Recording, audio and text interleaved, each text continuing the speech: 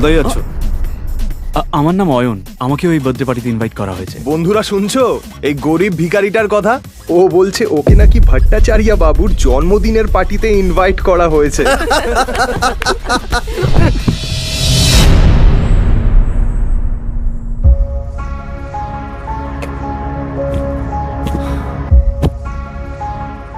Rusha baby, চলো বাড়ি যাই। বেবি? রুষা, তুমি এই ভিখারিটাকে চেনো নাকি? কই না তো। Who the hell are you? এটা শুনি অয়ন অবাক হয়ে যায়। এর আগেও রুষা অনেকবার অয়নকে অপমান করেছে। রুষা, চলো এবার বাড়ি যাই। এ ভিখারি, বেরো এখান থেকে। সিকিউরিটি, একে ঘাট ধাক্কা দিয়ে বের করে দাও।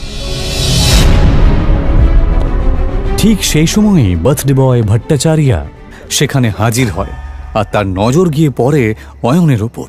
অয়ন তার জন্মদিনে এসেছে এটা দেখে সে অবাক হয়ে যায়। অয়ন রয় চৌধুরী স্যার, আপনি আমার পার্টিতে এসেছেন? আমার তো বিশ্বাসই হচ্ছে না। আপনি আমার পার্টিতে এসেছেন, আমি তো ধন্য হয়ে গেলাম sir. Please please please please please please আসুন স্যার, প্লিজ আসুন। এই দৃশ্যটা দেখা মাত্রই রুষা আর বাকি সবার মাথা খারাপ হয়ে যায়, কিন্তু অয়ন কোনো কথা না বাড়িয়ে ওখান থেকে চুপচাপ বেরিয়ে যায়। বাইরে গিয়ে সে রুষার জন্য অপেক্ষা করতে থাকে। পার্টি শেষ হওয়ার পরে রুষা যখন বেরোয় সে পুরো মাতাল। Sorry sorry.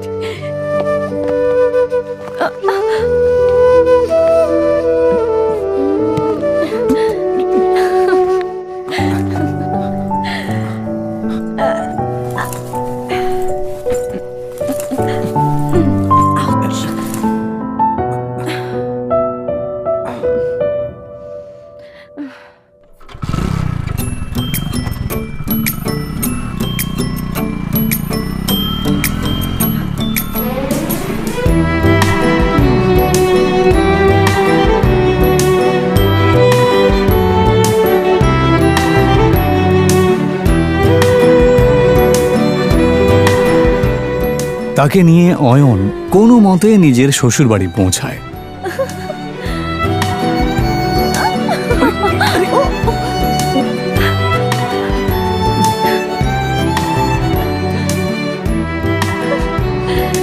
অয়ন শ্বশুর বাড়িতেই ঘর জামাই হয়ে থাকত, আর এই বিষয়টা নিয়ে সবাই ঠাট্টা করত।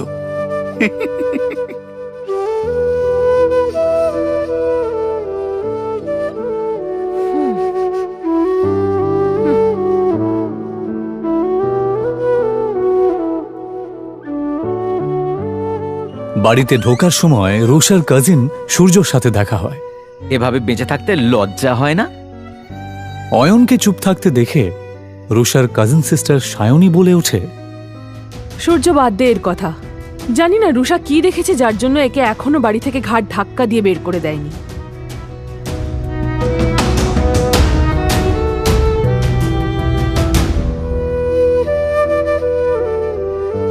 অয়ন প্রায় প্রত্যেক দিনই শ্বশুর বাড়িতে এই ধরনের কথা শুনত। ওর এইসব কথা শোনার অভ্যেস হয়ে গেছিল। ওরা সবাই এই রকম ব্যবহার করলেও ও এদেরকে ক্ষমা করে দিত, কারণ ও রুষাকে সত্যিই খুব ভালোবাসত। নে খা।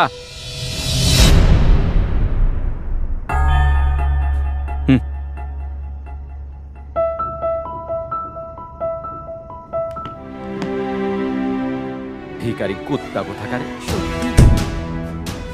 ওর একটাই দুর্বলতা ছিল, যার জন্য ওকে দিনের পর দিন এভাবে অপমান সহ্য করতে হচ্ছিল।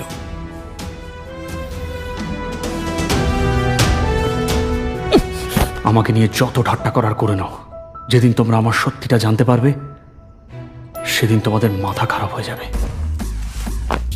অয়ন আসলে কে সেটা কেউই জানতো না, তবে কেন জানি না অয়ন নিজেও কাউকে কিছু বলতে চাইতো না।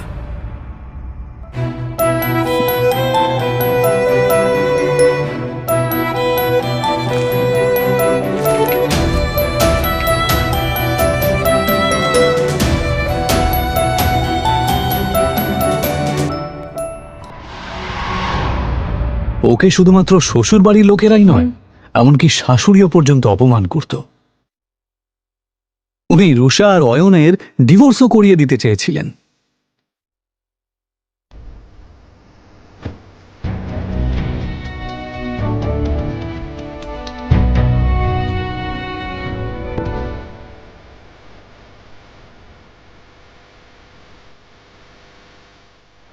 অয়ন, আমি এখন হোটেলে একজনের সাথে দেখা করতে যাচ্ছি।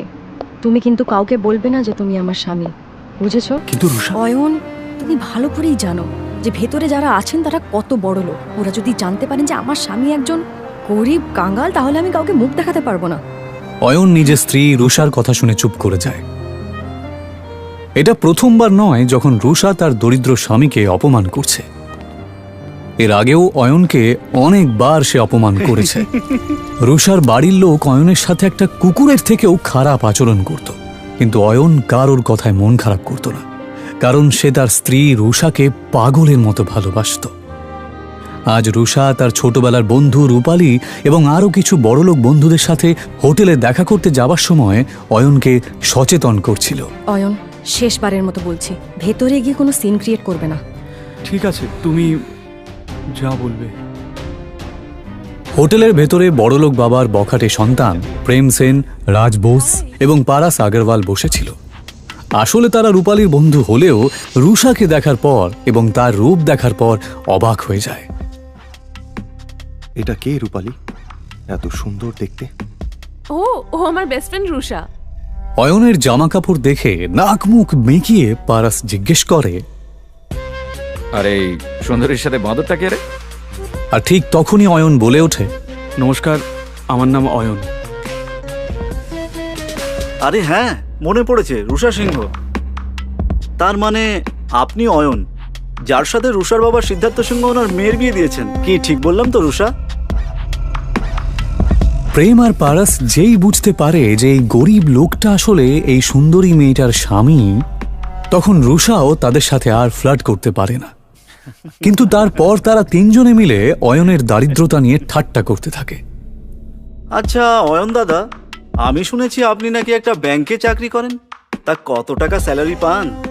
এই তিনটে ছেলে সমানে অয়নকে অপমান করছিল আর হাসছিল। ওই 12,000 মতো পাই। কত বললেন? 12,000। কখনো কখনো বোনাস পেলে 15,000 মতো হয়ে যায়। ভালোই স্যালারি পান আপনি। আমার জুয়েলারি অ্যাকাউন্টেন্টের স্যালারির অর্ধেক, তবুও আজকালকার দিনে এটাই অনেক। আচ্ছা পারাস, যদি তোর স্টোরে কোনো স্টাফের দরকার পড়ে তাহলে অবশ্যই অয়ন দাদাকে বলিস। ওনাকে দেখে কর্মঠ মনে হচ্ছে, আর আশা করি ওনার কাজ তোর ভালোই লাগবে। হ্যাঁ হ্যাঁ, নিশ্চয়ই প্রেম, নিশ্চয়ই। 20-25 টাকার চাকরি তো আমি ওনাকে দিতেই পারি। আচ্ছা অয়ন দাদা, আপনি চাইলে কাল থেকেই জয়েন করতে পারেন। তারা কাকে জব অফার করছিল? অয়নকে। ও চাইলে তাদের তিনজনকেই কিনে ফেলতে পারত। অয়ন যে আসলে অয়ন রয় চৌধুরী এটা কেউই জানতো না। এমনকি রুষা এবং তার বাড়ির লোকেরাও এটা জানতো না যে এই গরিব অয়ন আসলে কে। অয়নও যেহেতু এই আসল সত্যিটা কাউকে জানাতে চায় না, তাই সে এমনভাবে এই পরিস্থিতিটা সামলালো যে কেউ কিছু বুঝতেই পারল না। ও বলল, ধন্যবাদ মিস্টার আগরওয়াল, আপনার অফারটা সত্যি খুবই ভালো। আপনি যে আমার জন্য এতটা ভেবেছেন, এজন্য আপনাকে ধন্যবাদ জানাই। তবে সত্যি বলতে আমি গয়নাগাটির ব্যাপারে বিশেষ কিছু জানি না।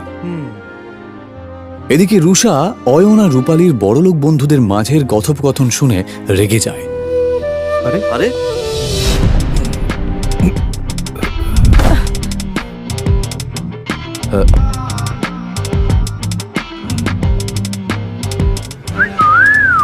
ওই লোকটার মুখ থেকে প্রচন্ড পরিমাণে মদের গন্ধ বেরোচ্ছিল।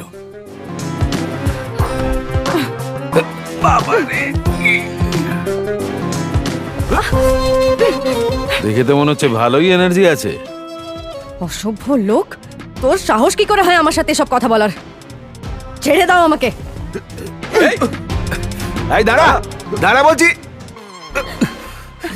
কি বললি? আমি অসভ্য? আগে নিজেকে দেখ, বেশি নাটক করিস না, বুঝেছিস? ছেড়ে দে আমাকে। রুষা এবার কোনো কিছু না ভেবে লোকটার গালে একটা সপাটে চড় মেরে দেয়। স্যার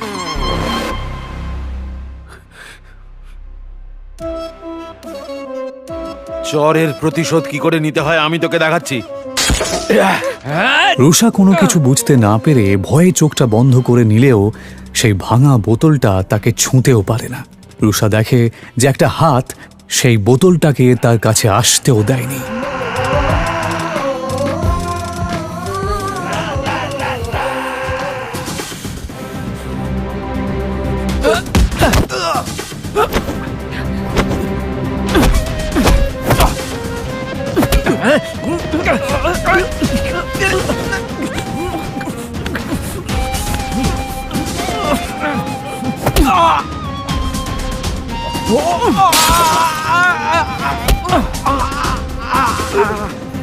নেশার চোটে তোর মাথা খারাপ হয়ে গেছে। যদি নিজের ভালো চাস তো এক্ষুনি আমার স্ত্রীর পা ধরে ক্ষমা চা আর বেরিয়ে যা এখান থেকে। অনেক বড় ভুল করেছিস তুই আমার গায়ে হাত তুলে। এবার তুই দেখ এই নেশায় আমি কি করি।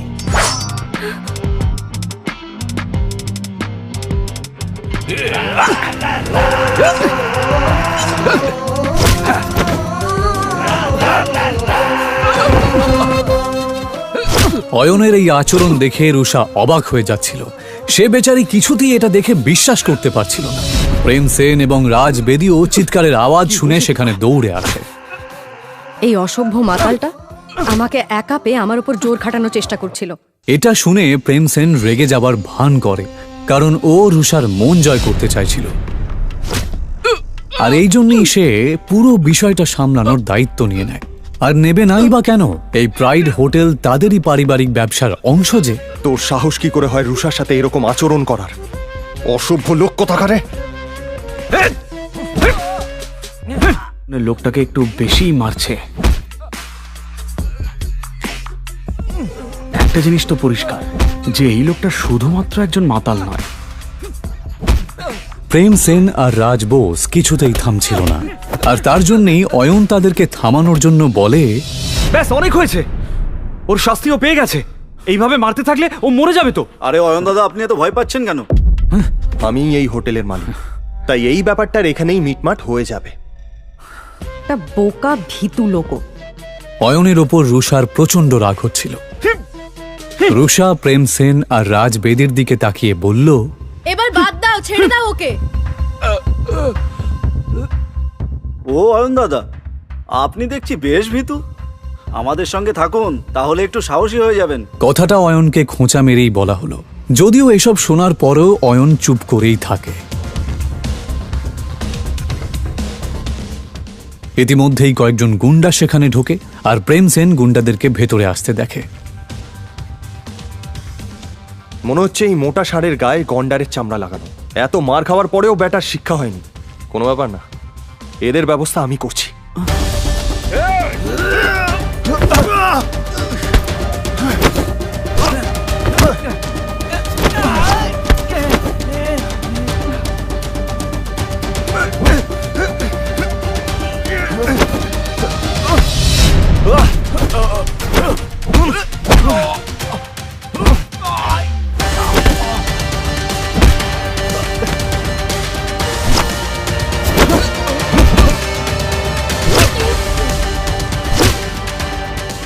প্রেম সেন ভালোই মারপিট করতে জানত, কারণ ও কারাটেতে ব্ল্যাক বেল্ট ছিল। এক এক করে প্রেম সেন গজেন্দ্রের সমস্ত সাঙ্গপাঙ্গকে মাটিতে মিশিয়ে দেয়। তোরা হচ্ছিস গুন্ডার নামে কলঙ্ক, বুঝলি? ফাটিয়ে দিয়েছিস ভাই, তোর কোনো জবাব নেই। আমার মনে হয় না ওরা আর উঠতে পারবে বলে। মিস রুষা আর রূপালী, তোমরা ঠিক আছো? প্রেমের প্রশ্নটা শুনে রুষা আর রূপালী তাদের ঘাড় নাড়ল। প্রেম আসলে এসব করছিল রুষার নজর কাড়ার জন্য। যদিও রুষার নজর তখন তার স্বামী অয়নের দিকেই ছিল, সেই অয়ন যে চুপচাপ বসে গুন্ডাদের দিকে তাকিয়েছিল। প্রেম সেন আরও ক্ষিপ্ত হয়ে যায়। ভাই, এবার এদেরকে নিয়ে কি করবি? কাউকে ডাকবো নাকি এদের ব্যবস্থা করার জন্য? আরে তার দরকার পড়বে না, আমার স্টাফ দেখে নেবে। চলো তোমরা বাইরে চলো। পারাস আসলে একটু বাড়তি কথা বলছিল। যদিও সেরকম কিছু করার ক্ষমতা ওর ছিলই না।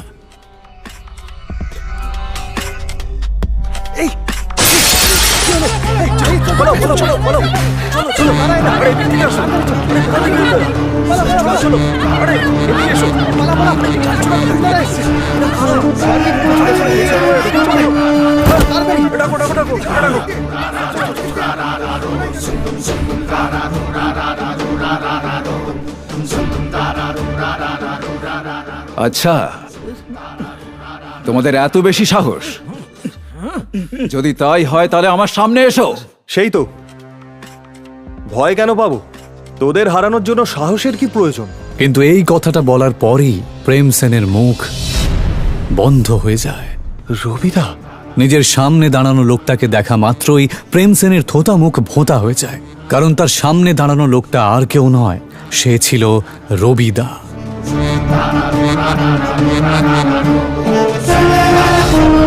তাদের সবার লাল চোখ দেখে এটা বোঝা যাচ্ছিল যে তারা এখানে প্রেম এবং বাকি সবাইকে শেষ করতেই এসেছে। তাদের তিনজনের অবস্থাপন্ন পরিবারের লোকেরা সুরক্ষার ভয়ে যেই রবিদাকে টাকা পাঠায়, আজ সেই রবিদাকে সে খেপিয়ে দিয়েছে। এইমাত্র আমাকে কে চ্যালেঞ্জ করলো? দাদা, আমি তো ঠাট্টা করছিলাম, আমি জানতাম না ওখানে আপনি দাঁড়িয়ে আছেন। আমায় ক্ষমা করে দিন। ও, ঠাট্টা করছিলি বুঝি? হ্যাঁ, তা হতেই পারে, ঠাট্টা তো হতেই পারে। তাহলে একটা ঠাট্টা আমিও তোর সাথে করি। দাদা, এটা কথা বলে মীমাংসা করলে হয় না?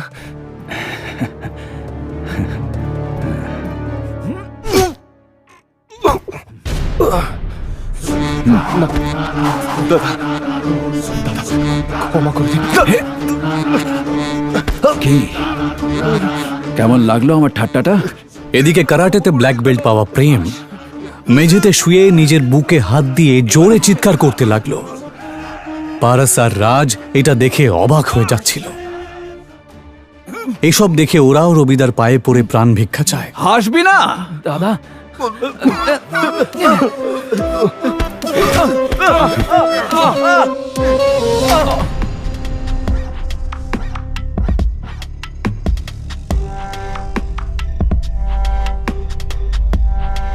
ওঠাতে পারছিস না?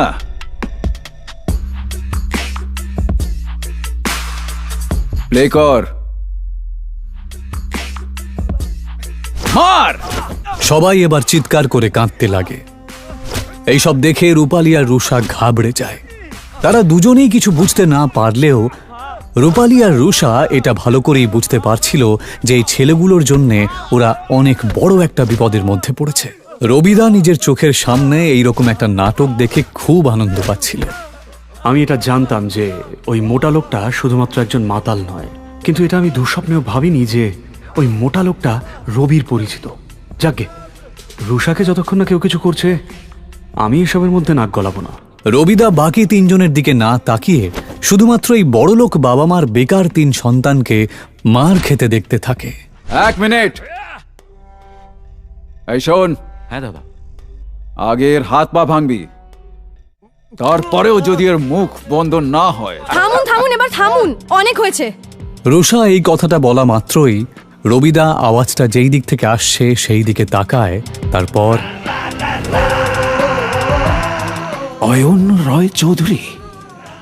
হতবাক হয়ে যায় সে নিজের চোখকে বিশ্বাসই করতে পারছিল না। সবাই চল এখান থেকে। রবিদার এই কথা শুনে সবাই অবাক হয়ে যায়। হঠাৎ অয়নকে দেখে রবিদা এভাবে পালিয়ে যায় কেন? রবিদা কি এর আগেও অয়নের মুখোমুখি হয়েছে? সে কি ওকে চেনে?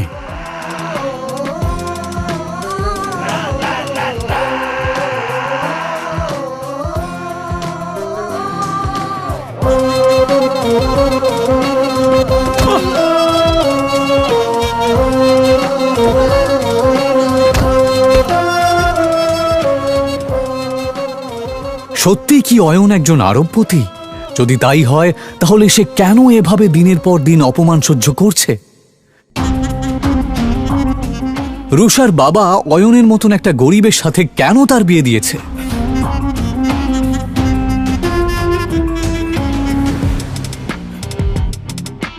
আহ!